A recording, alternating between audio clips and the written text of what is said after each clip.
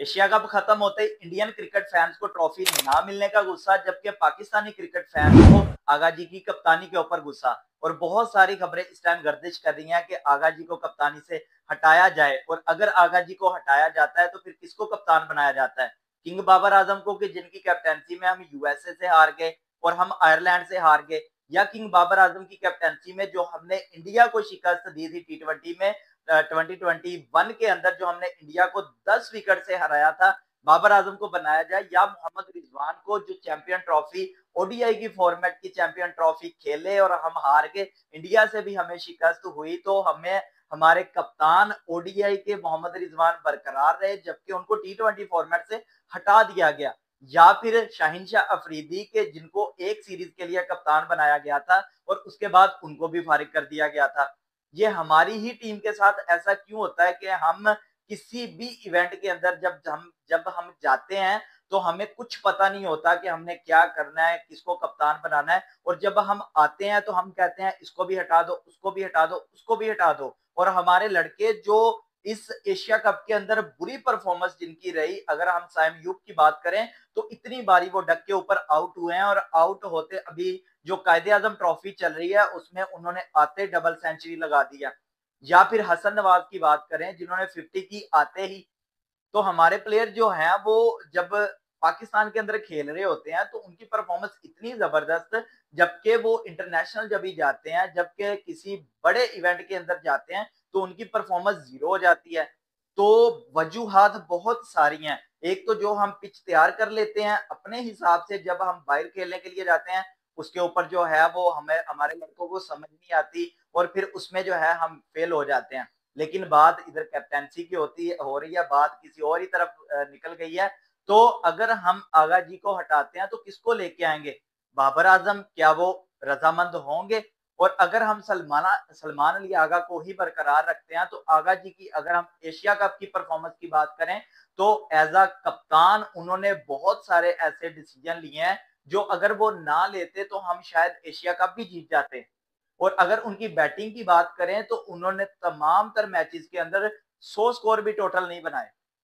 बनाए तो सूर्या कुमार यादव ने भी नहीं है, लेकिन उनके अगर हम बैकग्राउंड की बात करें, उनकी पिछली परफॉर्मेंसेस की बात करें तो उन्होंने अच्छे खासे रन्स बनाए हैं। और अगर आगा जी को देखें तो आगा जी ने कुछ भी नहीं बनाया।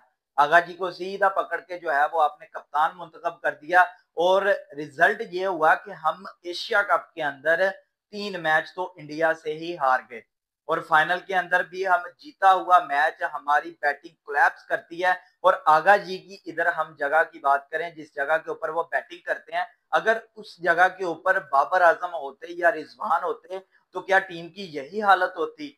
जी हाँ, बाबर आजम और रिजवान होते तो टीम की शायद यही हालत होती, थोड़ी सी बेहतरी आ जाती या इससे भी शायद बुरी हालत होती। क्यों? क्योंकि जब बाबर रिजवान खेला करते थे तो उनके बाद आने वाली जो टीम हुआ करती थी, उनके बाद में जो लड़के आते थे वो भी प्रेशर हैंडल नहीं कर पाते थे। उनके साथ भी यही मामला चलते थे जैसे हमारे इन लड़कों के साथ चले हैं। और हमने जैसी परफॉर्मेंस दी है और जैसे हम फाइनल के अंदर एशिया कप में पहुंच गए हैं, तो मैं ये दुआ कर रहा था कि पाकिस्तान टीम फाइनल ना जीत जाए। क्योंकि अगर पाकिस्तान की टीम इस परफॉर्मेंस के साथ फाइनल जीतती है, चाहे वो इंडिया ही सामने थी, बहुत बड़ी टीम जो है वो सामने थी, हमारे लिए जो है वो ये मैच जीतना बहुत जरूरी था। लेकिन मैं दिल से दुआ कर रहा था कि ये टीम कहीं जीत ना जाए। आगा जी ने जैसी कप्तानी पूरे एशिया कप के अंदर की है, वो हमारे लिए जिल्लत और रुसवाई बनी है।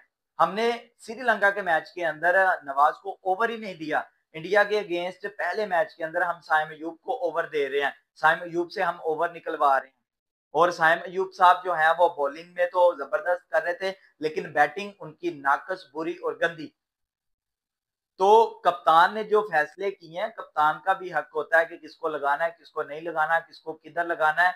बार बार बॉलर को समझाना है, उधर खड़े होके इस बात को समझना है फील्ड के ऊपर कि बॉल को बैट्समैन किधर खेल रहा है, किधर वो कोशिश कर रहा है, किधर बॉलर को बॉलिंग करवाने के लिए मैं बोलूंगा तो उधर बॉल जाएगी तो कैच हो जाएगा, या वो विकेट जो है वो इजीली मिल जाएगी। तो ये फैसले जो है ना, ये कप्तान के ही होते हैं।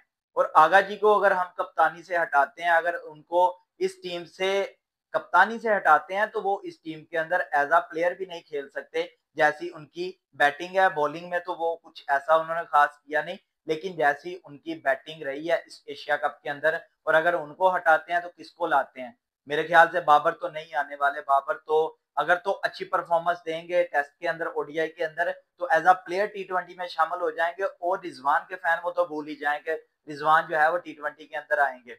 और मेरे ख्याल से जो है वो एक चौथा प्लेयर है जो इंजर होके अभी बैठा हुआ है, शादाब, उसको जो है वो लाया जाएगा। लेकिन अगर उसको लाया जाएगा तो नवाज को बाहर बिठा दिया जाएगा, फ़हीम अशरफ को बाहर बिठा दिया जाएगा।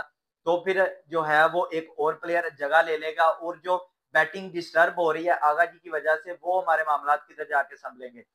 तो बहुत कुछ है इस टीम के अंदर बेहतर करने के लिए, बहुत सारे मामलात हैं इस टीम के अंदर सुधारने के लिए।